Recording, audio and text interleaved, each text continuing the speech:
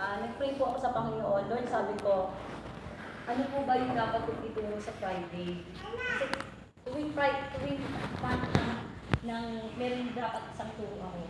Kami po naliligo ako, sabi ko gano'n. Iyak ako ng umiyak, hindi ko alam kung dahilan.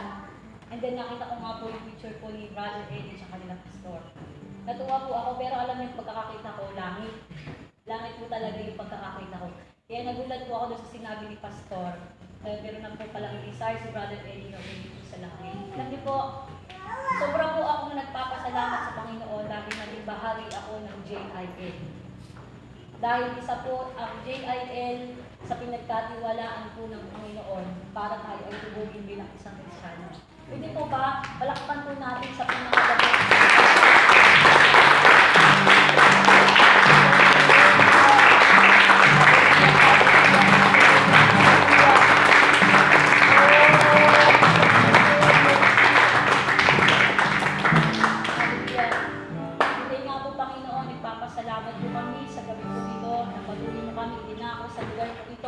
Upang kami ay makinig ng salita mo. Kaya mo, Lord, nagamitin mo po ako bilang isang lingkod mo. Kaya mo, Panginoon, patuloy mo po akong bigyan ng karunungan at kaalaman na nagmumula lamang po sa iyo. Lord, hinihiling ko po, Panginoon, buksan mo ang lahat ng Diyos sa pangunawa po namin sa aming pagmamahinggan. At Lord, kung ano man po yung marinig po namin dito, O Diyos, ay maayos sa pamuhay po namin. Lord, hayaan mo, Father God, na kami ay puspusin mo ng banal na Espiritu sa gabi pong ito. Hayaan mo, Lord, na iligtaan mo kami sa puso po namin ng pusong isang masunurin, O God. Puso, Panginoon, na handa na po, Panginoon, sumunod po sa iyo ng totohanan. Ang pinakadagas po, Panginoon, ay patuloy po namin maibigay po sa iyo habang kami ay nandito po sa daigdig. Lord, salamat po. Kaya maingat ko pong ibinabalik sa iyo ang pinakamataas sa papuri, pagsamba at pagdakila dahil sa pangalan mo lamang kahit ang lahat ay magsabi ng Amen. Praise the Lord. Hallelujah. Ang pag-aaralan po natin sa gabi po ito, pinamagatan ko pong give your best to the Lord. Hindi po ba sinasabi mo po sa Panginoon? Ay, sa katabi mo? Panginoon po lagi sinasabi ko eh. Kung ating sa aklat po ng Genesis chapter 22, verse 1 hanggang 30. Ito po, alam na po natin ito. Ayan po ba? Hindi po ako gagamit ng Bible. Sa po na lang po ako sa malilim. Okay po. Sabi po dito,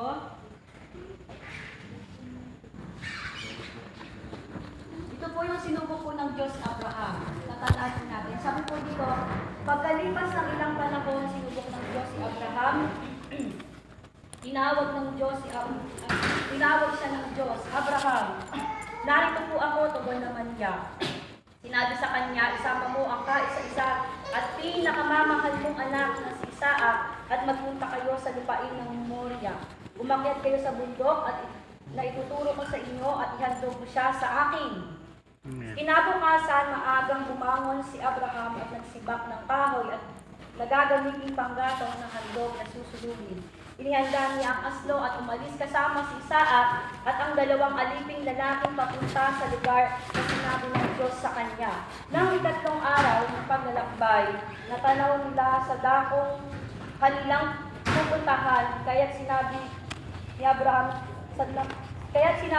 sa kanyang mga aliping, bantayan ninyo rito ang asno at kami na lamang ng bata ang aakyat sa bundok. Sasamba kami sa dako roon at babalikan namin kayo. Verse 6, ipinapasan ni Abraham kay Isaac ang kahoy na panggatong, dala naman niya ang apoy at patalim at magkasama silang lumakad.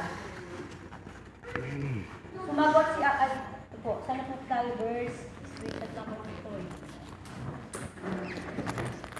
Sa verse 8 po, sumagot si Abraham. Nagtanong po kasi yung anak niya, kulang po yung screenshot ko.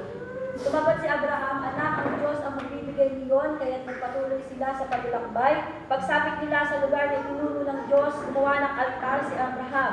Inalos niya sa ibabaw niya nito ang panggatong at hinigas si Isaac matapos gapusin. Nang sasaksakin na niya ang bata, tinawag siya ng anghel ni Yahweh at mula sa langit ay sinabi, Abraham, Abraham, narito po ako, sagot ni Abraham. Sinabi ng anghel, huwag mong patayin ang bata, huwag mo siyang saktan. Natitiyak ko ngayong handa kang sumunod sa Diyos sapagkat hindi mo pinagkait sa Kanya ang kaisa-isa mong anak. Una pa lang po pagpunta po ni Abraham, una pa lang po pag-usap pa lang po sa kanya ng Diyos, alam na po niya, ang hinihingi ng Diyos ay ang kanya pong isang anak. Amen po ba? Si Abraham po, kilala po natin si Abraham. Handang sundin ang lahat ng inuutos po ng Panginoon, walang pag-aalinlangan. Kahit po sarili po ng anak, willing po siya na ibigay po sa Panginoon. At hindi siya nag-alinlangan sa pinagagawa po ng Diyos. Amen po ba? Meron po ditong tanong, ano ang kaya mong gawin o isakripisyo para sa paglilingkod mo sa Panginoon? Magsagot po kayo sa isipan niyo po. Pangalawa, ano ang matibay mong pruweba para masabi mong ibinigay mo sa Panginoon ang pinaka-the best? Naisip niyo na po ba? Kung kayo po ay kakausapin po ng Panginoon at hihingin po niya yung inyong pong pinaka-iingatan sa inyong pong buhay, willing po ba kayo ibigay? Alam niyo po, habang pinagugulay-gulay ko po ito, umiiyak ako sa Panginoon eh. Sabi ko, Lord, yung pag sinabi mo sa akin pinaka-special sa buhay ko, parang ang hirap po ibigay. Parang hindi ko kaya ibigay po Panginoon. Ako nang iyak habang kung binabasa ko to. Pero sabi ko gano'n, salamat dahil nakita ko kay Abraham na ulitin siya. Pero kung sa akin po talaga Panginoon, yung pinaka-special, lalo na sabi ko pag maiisip ko yung anak ko, parang hindi ko po kaya ibigay, parang nag-aalindangan ako, parang hindi ko masabi, Lord, bibigay ko po sa iyo. Parang ang sasabihin ko sa Panginoon, Lord, bakit? Meron akong bakit. Alam niyo po, habang pinaanak ko ito nagbubulay-bulayan, sabi ko sa akin ng Panginoon, yung pinaka-the best mo at iniingatan, yun yung talaga kukunin ko sa buhay mo. Alam niyo po, sabi ko kung gano'n sa Panginoon, sinusurrender ko po sa iyo ang lahat. Para pag meron man kang pulpuan sa akin, wala akong pait na mararamdaman. Alam niyo po, sinusubok po tayong lahat ngayon. Kaya po kanina, nung sinasabi ni Pastor, si Brother Eddie, sobra po talagang ramdam po siya. Araw-araw po namin siyang pinag-pray mag-asawa. Sabi ko, ang lagi kong pinag-pray sa kanya, Lord, alisin mo po yung lungkot sa puso niya. Pero hindi po maalis-alis. Sabi po ni Pastor dito. Kaya pala sabi ko, lagi pag naaalala ko si Brother Eddie, alisin mo ang lungkot sa puso ng Villanueva Panginoon, yung po kanilang tighati. Kaya po pala ganun yung prayer. Alam niyo po, katulad po ni Abraham, ang Panginoon po, lahat po tayo hindi na pinagmamasdan po niya. Lalo na kapag alab na alab ka. Pwede bang sabihin mo sa katabi mo, tinignan ka ng Panginoon? Lalo na pag alab na alab ka. Lalo na pag inlab na inlab ka. Amen? Marami po ang pinili para maglingkod, pero po kakaunti ang nagbibigay ng pinaka-the best sa Panginoon. Marami pong tumutugtog dito, tumutugtog na lang, marami umaawit na lang, marami nag-a-ushering na lang, pero hindi binibigay yung pinaka-the best. Alam niyo po, ang tunay pong pagsunod na laging sinasabi po ni Pastor, dapat nakikita po, may nakakakita nun sa atin o wala. Dapat sumusunod pa rin po tayo. Ayun po ang kahulugan ng pagsunod, lalo na po, dapat pinakamalinaw po sa atin. Pag sinabing pagsunod, pinaka-the best, ano po yung pinaka-the best? Mag-share ka po ng salvation sa kapwa mo po, sa family mo. Dapat po ang maging prayer po natin ngayon, hindi blessing eh. Ang dapat po natin ipag-pray sa puso po natin, alam niyo kung ano, Lord, gamitin mo po ang buhay ko para ipakilala kita sa kaibigan ko. Marami po kasi ngayon excited kasi gusto ng blessing. Excited kasi, meron daw bagong sasakyan na ibibigay si Lord, bagong tahanan, kailangan ko yun. Alam niyo po, kapag po laging ganun ang puso po natin, ang ating pong puso ay hindi po nagiging karapat-dapat sa Panginoon. Okay po na mangarap po tayo, pero dapat ang pinaka-number one po nating pangarap, ano ba yung pinaka-the best kong may bibigay sa Panginoon? Pwede bang tanongin mo po yung katabi mo, ano ba yung pinaka-the best mong bibigay sa Panginoon? At ganyan ka na lang kung bakit tinahihila ba't nag-aalap ngayon. Kasi po nakikita ko every time na meron nagsasama-sama po tayo excited, si ate niya, talaga yung tama po niya. O pag gano'n pa lang ako sa labas, dinig na po siya, kaya bubuksan ko pa lang po yung pintuan, nakangiting na po talaga ako, lalo pag sinabayan ko ni Emma, talaga naman sabi ko, kapag may nagtatawanan, ay, sharing to. Sharing to, yun na yun. At sabi po dito, hindi lahat na naglilingkod at sumusunod ay binibigay ang kanyang pinaka-the best. Example po, si Cain at Abel. Sino po ang nakakaalala mo ng ito dito? Si Cain po, nagandog na po siya sa Panginoon, pero hindi niya ibinigay ang pinaka pinaka-the best. Puro po may kapintasan na hayop. Amen po ba?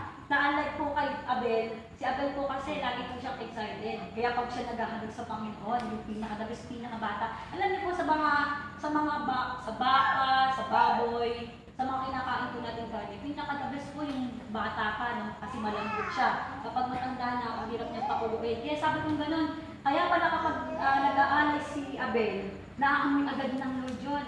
Ikaw po ba, kapag po ba tumatayo ka sa harapan, ibigay mo sa Panginoon yung pinaka-labes, naaamoy na po ba niya yung kagustuhan mo, yung puso mo? Alam niyo po, ang disciples na natin sa puso po natin, Lord, every time natatayo po ako, maamoy na po yung handog ko. Amen. Imagine mo po, nag-aalay ko po sa kanya ng hayop, kung ano man yan, ang buhay po natin, masyadong napakagit po. Alam niyo po, sabi ko, pag nagbubukas po ako ng Facebook ngayon, ang dami na po namamatay. Lungkot na lungkot po ako namatay po yung kapatid ni Ate Maria, napakabata po. Last po siya nagpunta sa bahay, nagtinda siya ng buraw, yung ako sabi ko, Lord, ang babata na namamatay ngayon, wala pa po sa mga pintahan, wala pa sa kutsihan, namamatay na sila. Kaya alam niyo po, ang pinakagawin po natin sa mga sandali po dito, maglaan po tayo ng oras sa Panginoon. Kaya paulit-ulit, sabi ni Mama, paulit-ulit naman yung sinasabi ng pastor. Kaya habang nag-prepare ako, Lord, paulit-ulit lang naman po yung salita mo kahit sa Bible eh. Kaya sabi ko sa Panginoon, kailangan ipagdiinan mo yung tunay na pagsunod, tunay na pag-ikot sa Panginoon. Kaya lagi sinasabi ng pastor, ang karakter mo, ang baguhin mo. Pwede bang sabihin mo sa sarili mo, baguhin ko na ang karakter ko. Alam ko po kasi bawat isa po sa atin, hindi pa po totoong nagsusuko ng kanyang karakter sa Panginoon. Amen po ba? Sabi po dito, sayang ang pagsunod at paglilingkod natin sa Panginoon kung wala tayong sinasakripisyo at hindi natin ibibigay ang pinakaganda sa Panginoon. Kung meron ka na po isinakripisyo para lamang po sa Panginoon, magalak ka po. Dahil ikaw po ay nagbibilang sa gagantipalaan ng Diyos. Pero kung alimbawa, may yung oras mo, hindi mo kayang isakripisyo sa Panginoon. Meron pong pamilyan laging itong paulit. Ito po ang laging gusto ko sinasabi ng pastor. May pamilyan. May gawain dito, birthday na pinakamatalik mong kaibigan. Sino yung una mong pupuntahan? Minsan lang kayo magkita. Meron kang family na bagong dating lang, may gawain, may okay. Alam niyo po, nararamdaman ko yung lungkot sa puso ni pastor. Kapag po meron hindi na-attend. Pag may nag-chat sa akin na, Ninang, bakit ba kasi Ninang? Lahat na nga kasi Ninang. Ninang, hindi po ako makaka-attend. Bakit? Kasi ganito po ganyan. Kasi minsan lang po ito. Balay mo po. Sabi niya ganun. Ito po yung way para maidala ko siya sa church. Alam niyo po, pag tinatanong ko siya, ano ba yung sa'yo, para sa'yo, ano yung pagsasakripisyo? Ay, nagsakripisyo na po ako kasi maraming kabataan dito ngayon eh. Sorry ha. Kapag meron akong binabanggit, sabi nila, ay alam ko po, ganito po yung ganyan. Pero alam nyo, kapag po tayo ay meron po tayo pag-gusto na sabi sa Panginoon, wala lang sa salita, gawain ng unang pagsusunod at pagpupuntahan. Kaya lagi sinasabi ni Pastor, lagi kayong matinang gawain. Dahil sa buong isang linggo, hindi nararapat yung buhay mo. Hindi ka nagiging banal. Lahat po ba tayo sa loob po ng isang linggo, nag-worship, nag-pray, as po ang kamay? Wala po nakakaasa yun. Alam niyo po, pag-aralan po natin, pero kaya naman po natin kasing gawin yan. Yun nga po yung pagsasakripisyo. Kapag sinabing pagsasakripisyo, meron ka talagang, yung kakalimutan mo yung sarili mo. Kakalimutan mo yung sarili mo kagalakan, yung kasiyahan, kakalimutan mo yung pangarap mo. Kaya kapag sumusunod ka sa Panginoon, expect mo na yun, dapat kalimutan mo yung mga pangarap mo sa buhay mo. Dahil hanggang ikaw ang nasusunod sa'yo, hindi po mangyayari yung pinagagawa mo sa ng Panginoon. Lagi ka nag-pray. Gusto kong magpaawit, gusto kong mag-gitara, gusto ko na magpunta sa ushering. Pero hindi ka naman po talaga doon na nag-pray sa Panginoon. Wala kang action na ginagawa. Amen po ba? At sabi po dito, kapag hindi po natin ibinigay ang pinakadalas natin sa Panginoon, mahirap na tayong pagharian ng Diyos. Sabi mo sa katabi mo, mahirap na tayong pagharian ng Diyos. Pag hindi mo ibinigay ang pinakadalas mo. Sabi po dito, pag meron po sa isang tao na nagtiwala, nag-e-expect yan, na gagawin mo po ang pinakadabes. Ang Panginoon po, nag-e-expect siya na bigay po natin ang ating pinakadabes sa Kanya. Pag sinabi po pinakadabes, walang kapintasan, walang palpak. Naalala ko po itong palpak. Tapos yung pong sablay. Kasi mga palpak kayo eh. Mga music daw po kasi palpak. Sabi ko, pangkal pala yun. Yan may silas po kasi dito. Mga pangkal. Tapos sabi ko, pag naalala ko po natatawa po ako, pero hindi ko po siya ng tawad. Sabi ko, Lord, sorry po. Kasi naging pangkal ako. Iyak ako nang iyak sa Panginoon.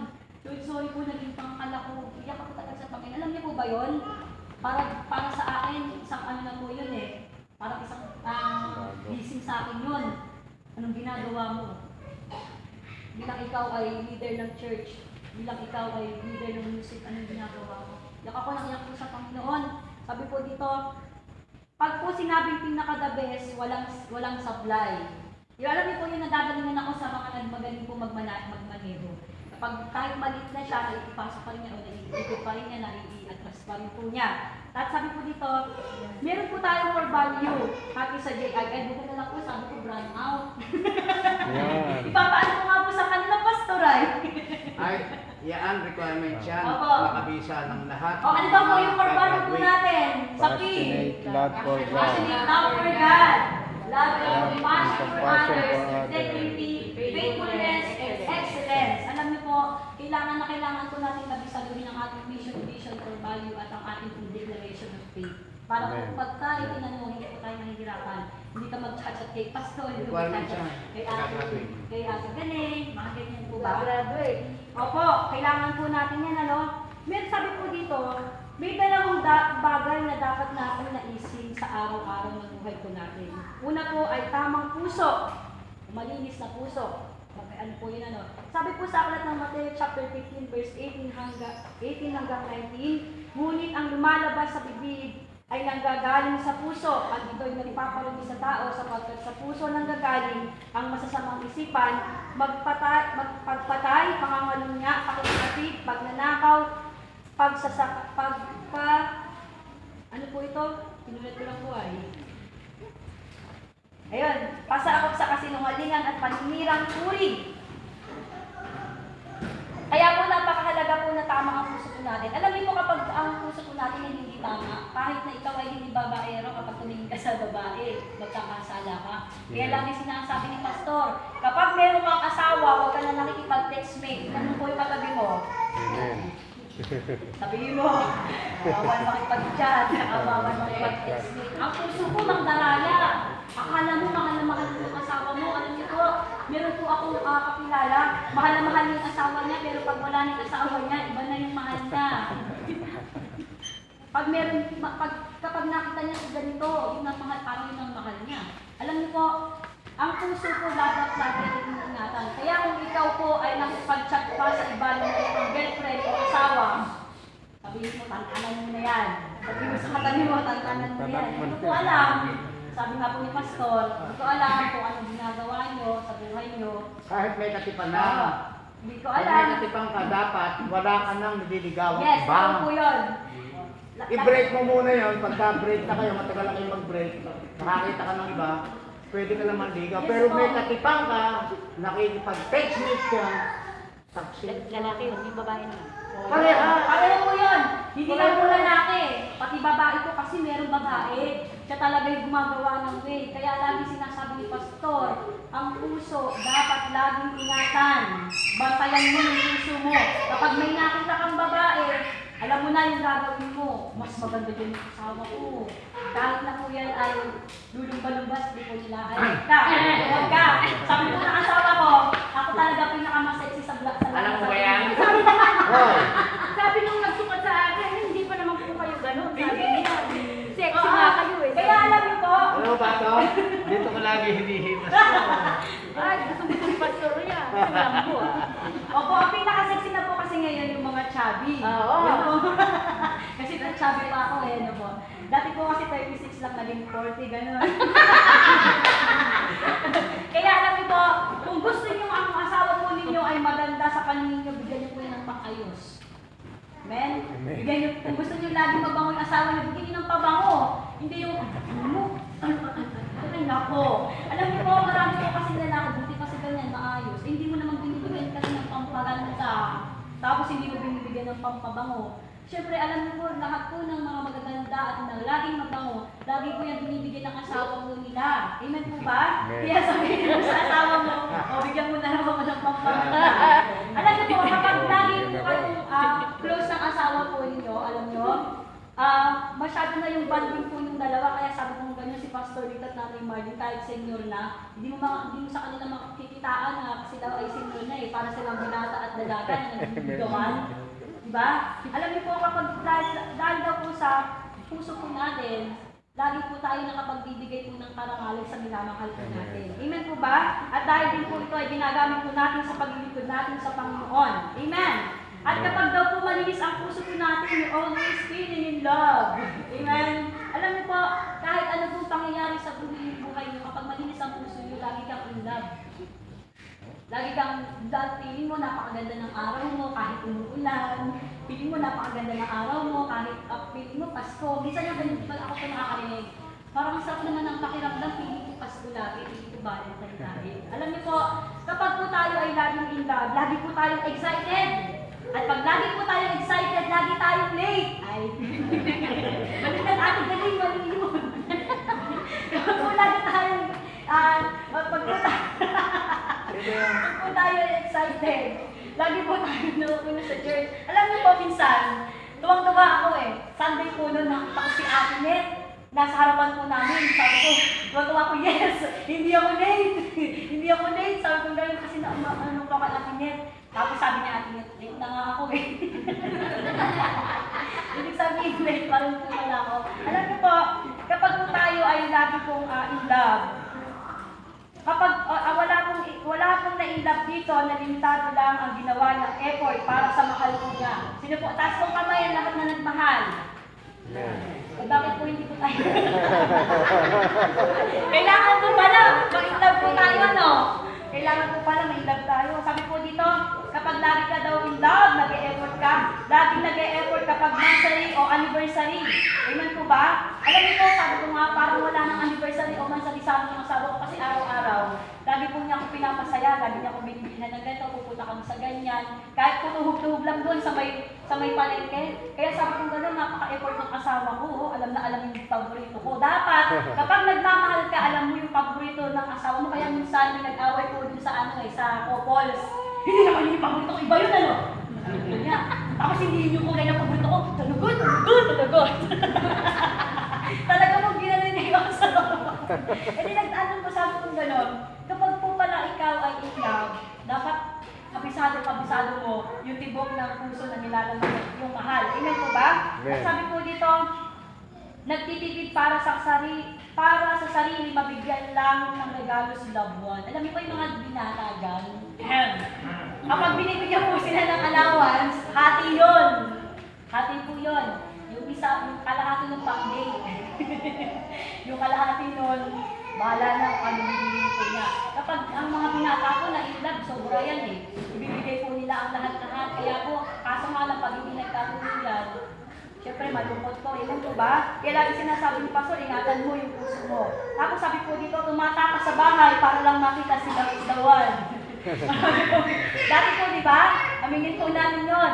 Kumakita lang po natin yung ating pong minamahal. Minsan nagbubulaan ka po sa nanay mo. Minsan, kaya po yung mama ko dati nung dalaga ako, alam niyo po, hindi siya naniniwala. Sabi niya, ganitong oras pupunta ka sa church. Hindi po siya naniniwalang may seminar. Sabi ko, ganitong oras magpapaubal pa po yan. Late na ako, maglalakad pa po ako niyan. Naalala ko po, ang nilalakad ko mula Tingit hanggang po doon sa Monrio, naglalakad pa po ako. Kaya sabi ko gano'n, si mama ko talaga. Pero kasi sabi ko gano'n, iba naman po ako, hindi po ako tumatakas para lang makita yung aking pong katipam. Pero dahil po nandito lang sa church. Ano po, sa ating po, buhay po natin, kapag po tayo ay in love, lahat po ng the best ay maibibigay po natin. Amen po ba?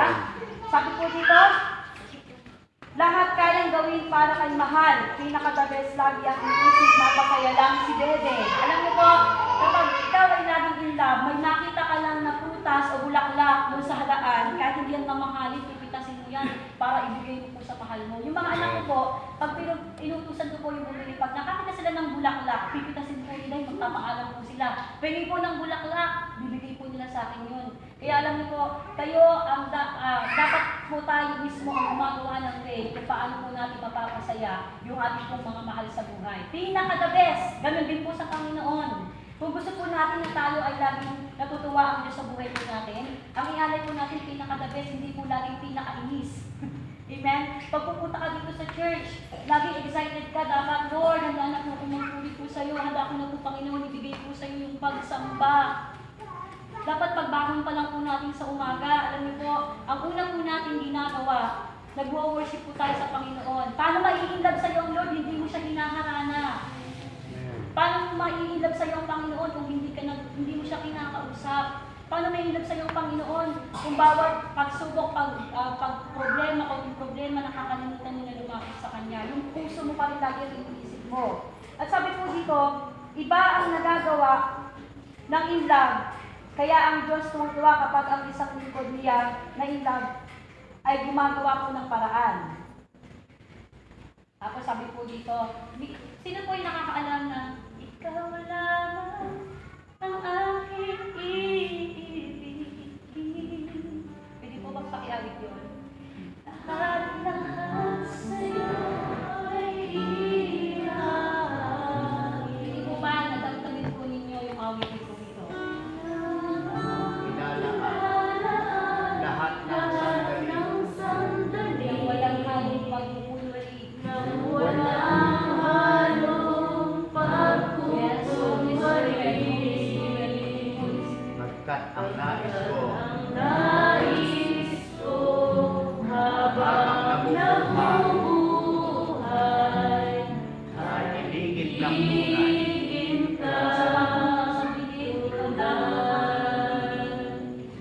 Ikaw lamang ang aking ibigin. Sige po, alanahin niyo po sa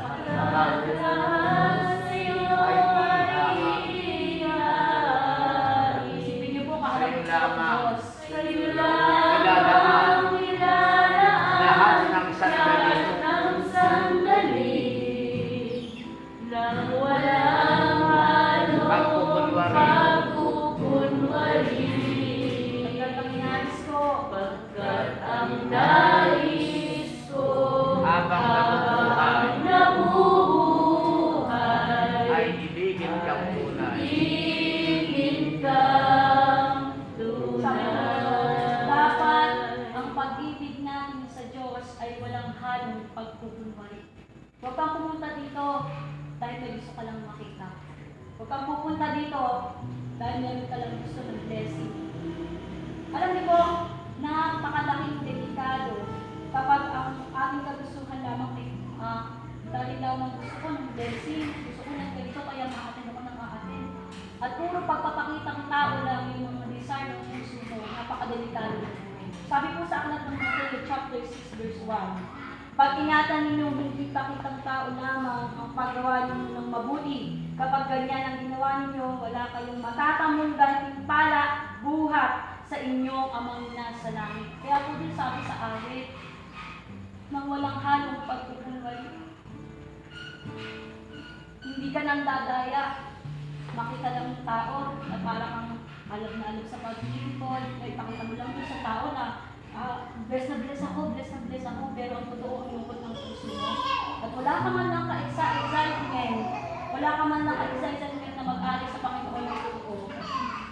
Alam niyo po, kung wala kang tayong balak na magbago, kung hindi tayo seryoso sa paglilingkod, hindi tunay na iniibig mo ang Diyos. Kapag hindi ka po, wala kang piling na magbago, karakter mo, yung buhay mo, wala kang kagustuhan na sunod po sa Panginoon at hindi rin gusto na pagharinan ka na.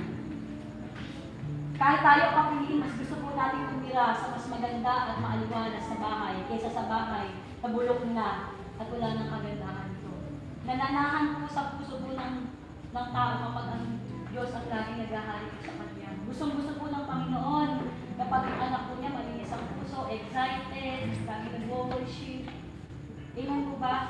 Sabi po dito, pangalawa, dapat mong pag-naisin pang-araw-araw, pagharian ng Diyos ang iyong buhay.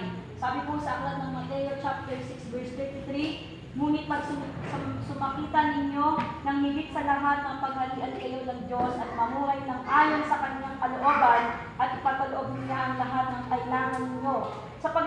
natin sa Panginoon, dapat po lagi natin naisin na pagharian po tayo ng Panginoon. Amen po ba? Pwede po bang sabihin mo sa katabi mo, ang naisin mo ay pagharian ka ng Panginoon? Yun ang pinaka number 1 kung hinihingi po sa atin ng Diyos. Lagi tayong magkaroon po ng desire. Amen? Sabi po dito, meron na pong senyales na hindi ka pinaghaharian ng Diyos. Po, delikado no? Una daw po, walang ka-excitement. Kapag po ang tao ay walang ka-excitement, madilim po ang mukha niyan. Pansinin niyo po, pag hindi siya excited, madilim ang mukha po niyan, parang hindi nagpupulbo, parang hindi nag-lipstick, kahit naka-lipstick po yan. Si Pastor, ang isang tao hindi niya agad pinagtitiwalaan na kapag masaya yan. Lagi siya nagtatanong, kumusta ka? Pag sinabing okay lang, hindi siya naniniwala. Pag sinabi niya, kumusta ka? Pag pangatlong beses, luluha na yan. Pag po yan ay lumuha, hindi siya totoong okay.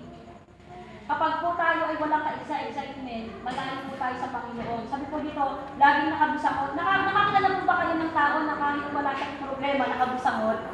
Para po ang mukha niya, parang minsan laging galit, minsan hindi siya natutuwan sa mga nakikita niya. Tapos laging nga po galit, tapos laging parang pagod. Yun po yung taong walang ka-excitement. Wala naman siyang ginawa, nag-entel lang siya. Lagi sinasabi ko, pinagsisiyan na daw po nila Pastor. Talang nakaupo lang siya, nalulog lang siya ng TV, pero ang piling niya pagod siya.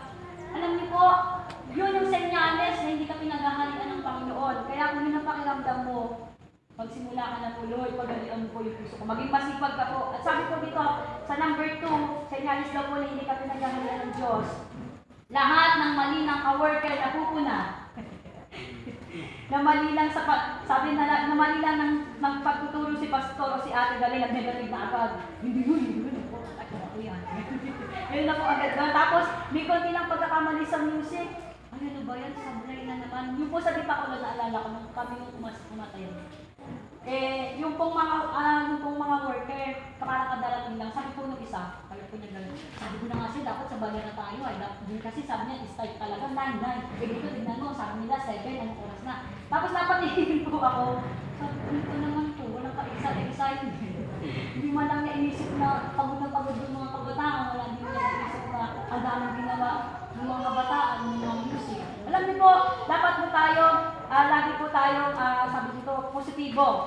Tapos sabi po dito, number 3, senyales daw po na hindi ka pinaghaharian ng Diyos. Walang ka-effort, walang ginagawang paraan para pagharian siya ng Diyos. Hindi nagbabasa ng Bible.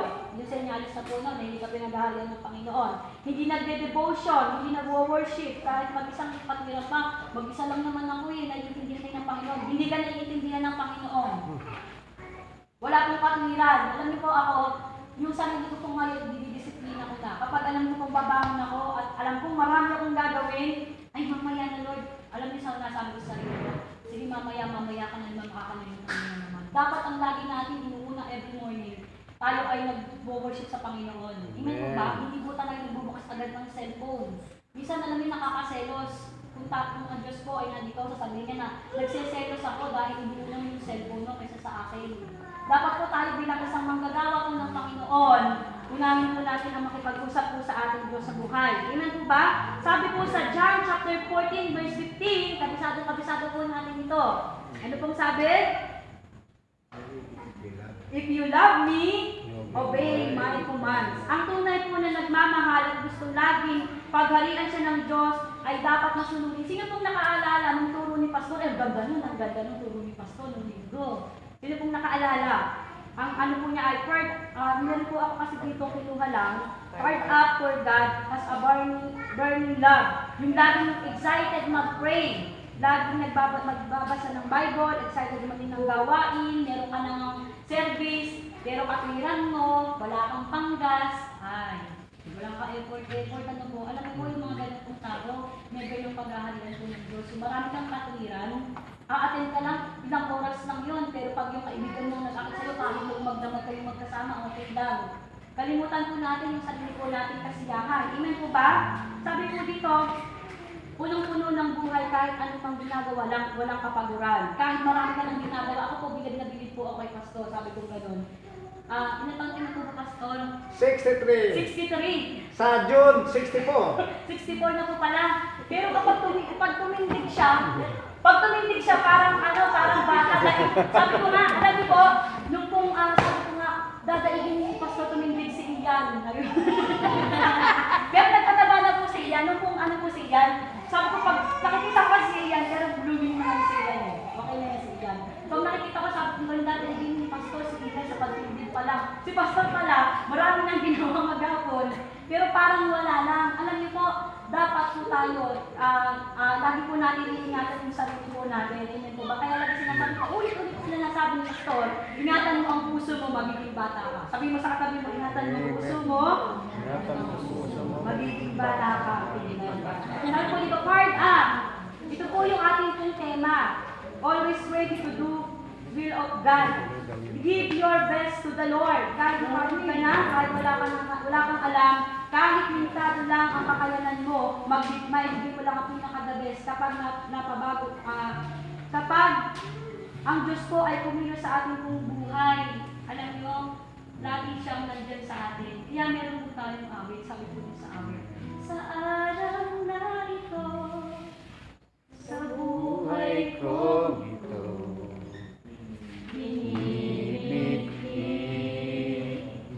Ikaw lamang. kailangan ko pagsama mong lubos. Sa araw na ito, sa buhay kong ito, sa buhay kong ito,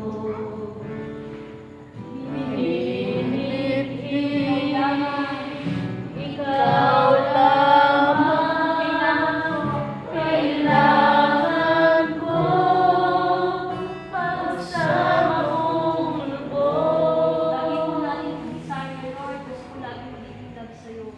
Para lagi po namin, Panginoon, ang Holy Spirit ay nagpapago po sa'yo ng puso. Amen? Amen po ba? Ang lagi tinitignan ko, lagi paulit-ulit yung character po natin, yung puso po natin. Tignan po natin. Lagi po natin pinakapaliran. Hindi pa ako ready. Pag sinabi po ng leader, o mag-epikwa tayo ha, magpapasa kayo ng epikwa. Ang ganda ng usapan mo, pero pagdating po ng time na kayo ay magpapasahan na walang nagbibigay. Alam niyo po, kung ang leader nyo ay nalulungkot, mas nalulungkot po ang Diyos.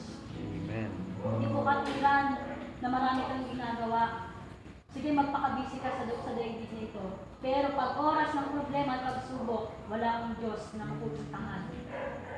Pero pag lagi mo pong inuuna po ang pag-devotion, alam mo po, isang iyak mo lang, isang lagi po lang sa Panginoon na dahil ang tulog niya.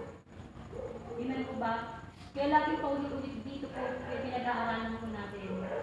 Pagsumikapan natin na lagi tayong pagharian ng Diyos. Amen? Lagi po natin nanaisin, lagi po natin inupatin yung ating pong pagmamahal sa Panginoon. Meron pong bagong awit ngayon, na matagal na po pala 2017. Alam niyo po ba yung awit na pinakamamahal? Meditate niyo po ito. Ito po isang linggo ko po meditate. Sabi ko gabi sa Panginoon, kung ang buhay ko, Panginoon, ay kulang pa, kung lahat ang binibigay ko sa iyo ay kulang pa, pagugin mo po ako. Gusto ko na ikaw lamang ang kasunod sa buhay ko. Ayoko na po na ako nasusunod. Ayoko na po, Panginoon, yung ganitong araw-day. Na konting pakiramdam lang ako ng pagsubok, ng problema, ng hihingaan, ng hintay ko na. Alam nyo, ang 2021, tinitingnan po ng Diyos ang puso po natin. Amen? Titingnan ng Panginoon, naniniwala ka ba sa akin? Marami po sa atin hindi naniniwala, kahit sabihin mo, naniniwala ako sa Panginoon.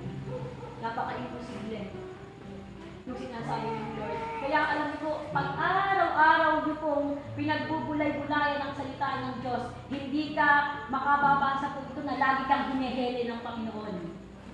Mababasa mo dito, talikdan mo yung iyong kasalanan. Kalimutan mo yung sarili mo, sumunod ka ng katotohanan. Hindi pa sapat yung ibinibigay mo. Huwag mo pong laging iisipin na kapag bubuklat ka ng Bible, lagi meron kang himas-himas. Pag ikaw ay matagal ng Kristiyano, ang Panginoon ang ay papabasa po niya sa iyo, yung talaga po kailangan mo nang gawin sa buhay mo. Doon po po sa aklat po ng Mateo, alam niyo po, pag po yun ay pinagbulay-bulayan po natin, yung pong mga talinghaga ni Jesus, hindi mo mauunawaan kung hindi ka po napupuspos ng Holy Spirit. Nabasa mo lang siya, pero ano ba ang meaning nito? Kaya lagi sinasabi ni Pastor, lagi kayong magbubulay-bulay ng salita ng Diyos. Give your best to the Lord. Give your best to the Lord. Kaya po alam nyo, yung kung ginagawa ko ni Pastor, napakapalad po natin na meron siyang memory verse na binibigay. Alam niyo po kung bakit? Ayaw po ng leader natin na mapahiya po tayo sa mga taong mga pilosopo. Pag nakatuntun ka ng pilosopo, paano mo ipapaliwanag sa verse yan? Amen po ba? Kaya seryosohin po natin yung paglilingkod po natin sa Panginoon. May magkaroon ka po ng i-manage mo po yung oras mo. Dapat meron kang oras sa pagka-Facebook, dapat meron kang oras sa pagbabasa ng Bible, sa pagbubulay-bulay ng salita ng Diyos. Meron ka din oras para sa business mo. Amen po ba? Kailangan po tayo, pagsikapan po natin na lagi po tayo magkalina ng Diyos. Sabi po din sa arte, dahil pinakamamahal kita. Wala kang ibang nanaisin, kundi ang pangyariang ng Diyos. Pwede po ba sa oras kong ito, pikit po hindi po mga mata. At isipin niyo pong kaharap ng Diyos. Tanangin mo po siya, Lord, ibibigay ko po ba yung pinakadabis ko sa'yo? Kung haharap ka po sa Panginoon sa oras ng ito, ano yung makikita mo sa ipapakita niya? Kung haharap ka po sa Panginoon, pwede mo po bang sabihin na, Lord, ginawa ko ang lahat? Habang tinutunog po ang instrumento ng Panginoon, pagdulayan mo po ang relasyon mo sa ating Diyos. Hindi sapat na lagi ka kumakatay sa church. Hindi po sapat na meron kang ginagampanan sa Panginoon, na meron kang ginagampanan sa church. Puso at pagkakait po ng Panginoon ang kailangan po natin.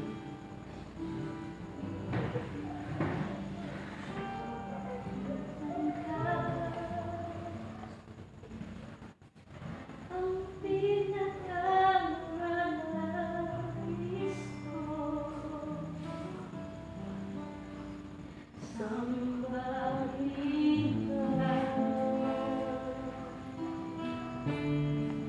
Ay kaluguran ng puso ko, hanggat ako'y mayroong piling, hanggat ang puso'y umiiling, at ako'y aawit sa'yo ng papuri, at ako'y aawit sa'yo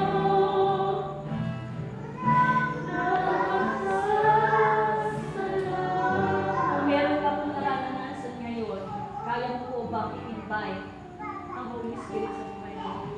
Kung may nararanasan kang problema o pagsubok, kaya mo bang sabihin na, Lord, pinakamamahal kita? Kung sinubok ako ng Diyos sa oras na ito na hindi mo makakaya, kaya mo po bang sabihin, Lord, pinakamamahal kita, hindi isin ko ang lahat.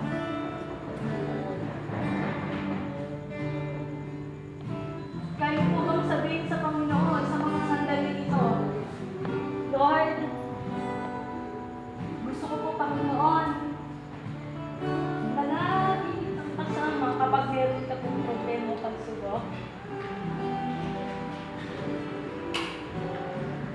Sabi po dun sa amin, ang kaluguran ng puso ko hanggat ako'y mayroong tinig. Paano po kapag meron tayong problema? Paano po kung meron ialaw ang Diyos na hindi mo gusto sa buhay mo, ganun ka kaagad? Paano mo masasabi yan sa Panginoon? Lord, kahit hanggat ako'y mayroong tinig, sasambahin kita. Pwede po bang lahat tayo ngayon, awitin po natin yung awitin po ito. Na nagsasabi, nag-express po natin sa ating Diyos na po ang ating pinakamamahal. Bago tayo umang. Si Abraham, isa lang ang anak.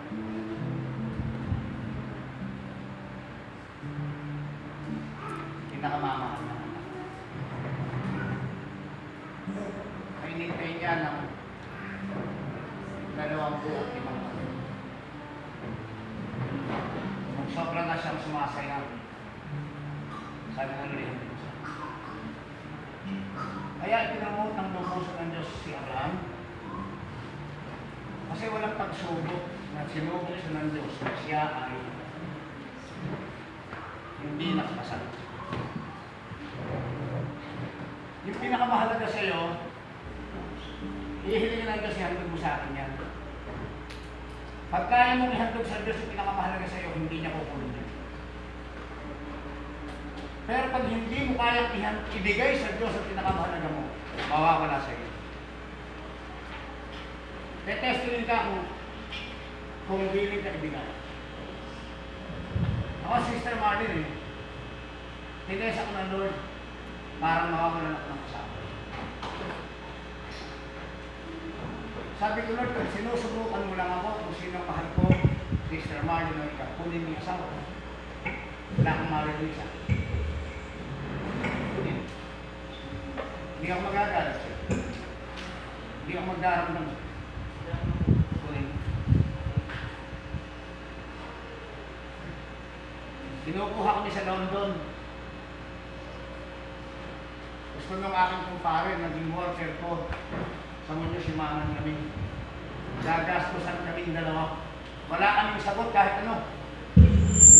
Yayaman kami.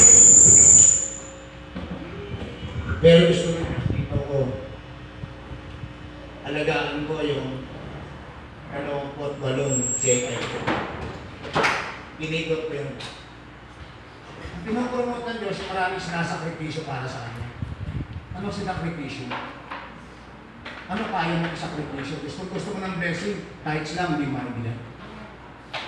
Gusto mo ng blessing, ni hindi ka makapagbigay ng mga kayo. Paano kaya yung mga Diyos? Gusto mo ng blessing, bilang oras na hinihingi ng Diyos, hindi maibigay. Kasi seryoso nito sa kagustuhan magbigay ang dabesan. Anong kaya mong isakripisyo sa Diyos? Yung lagi ko sinasabi, kahit marami kang ginagawa, pagka mali ang kondisyon ng puso mo, wala kang ginawa. Marami kang ginagawa. Maraming nadadaya eh. Akala dahil nasigla-sigla din eh, akala okay na okay dito. Dahil masigla, maraming ginagawa. Masigasig. Akala okay na okay na dito. Pero maramdamin. Magagalitin. Kahit marami yung ginawa sa ministry, hindi niya ginawa sa Lord niya. Ulit-ulit lang naman, Sister Marit. Nagtataka Sister Marit, bakit lagi ko yung kwento, pinatay yung tata, nanay ko. Naunawaan niya, huli niyang marinig yung kwento. Kaya pala lagi yung sinasabi ni Pastor.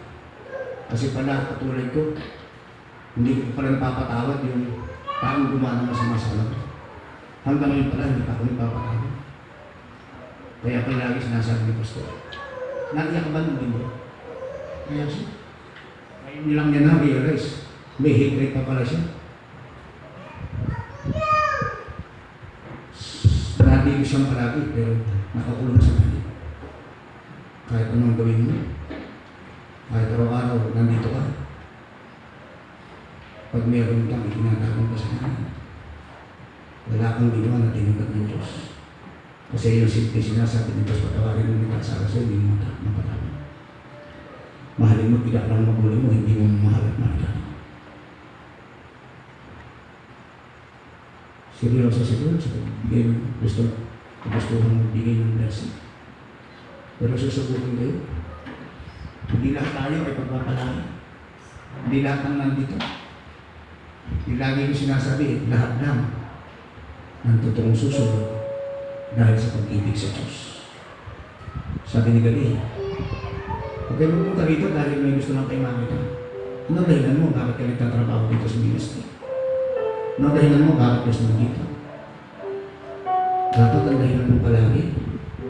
Gusto ko kasi pabutin sa ito, mahal kita. May kasama ka po o wala? Ang kaibigan mo o wala? Napakahalaga discuss ni Galilee. Pero marami hindi umaamin na hindi totoo na masigla ang buhay niya. Pwede mong paniwalaan ng lahat ng tao na masigla ka. Pero hindi mo pwedeng paniwalaan ng Diyos. Basang-basa ng Diyos ang laman ng puso natin.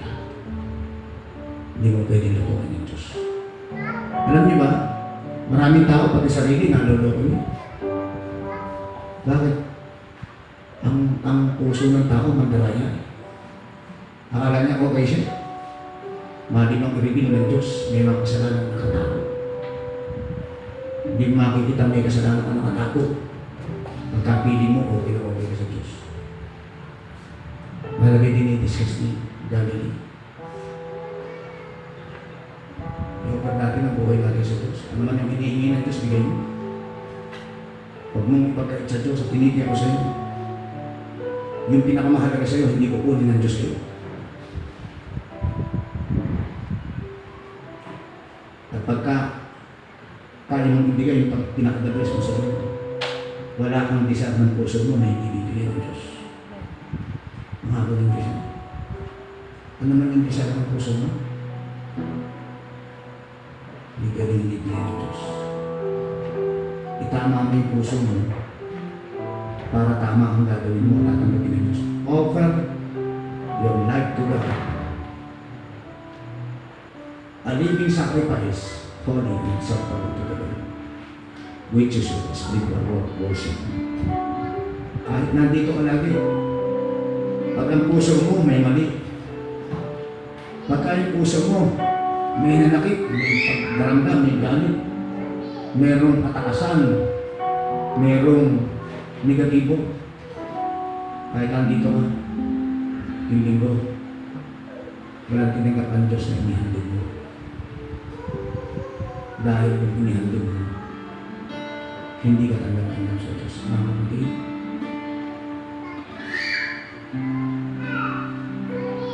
magkaroon tayo ng desire. Gusto ko, mag-aawit ako, mahihipo ko yung puso. Pero gusto ko, pagka ako'y sasayaw, mahihipo ko yung puso. Pero gusto ko, pag may gagawin ako, mapapasayaw ko kalawapan niya. Ano naman yung dapat mabuhay sa kabuhay at bali mo, papato mo. Lumayaw na ng ganito. Parang awa mo, pabuhay mo na talaga.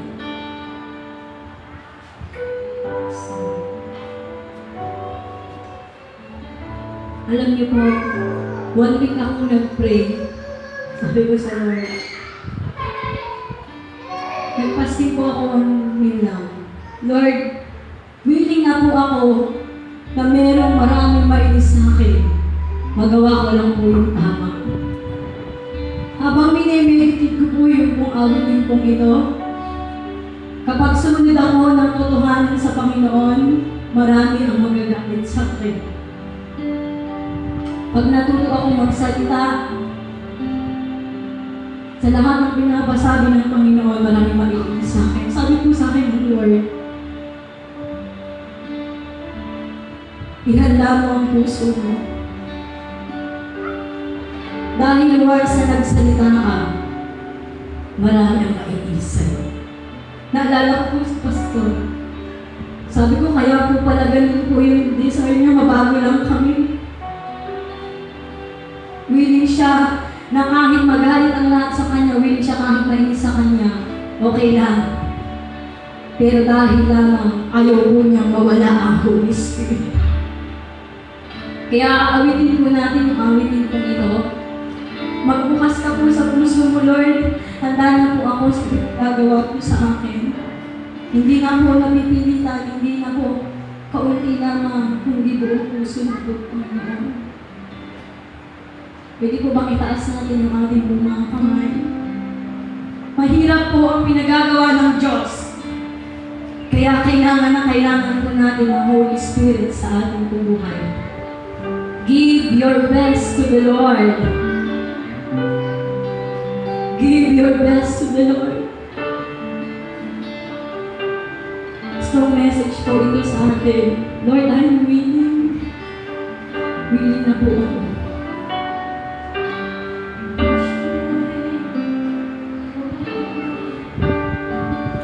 Hallelujah.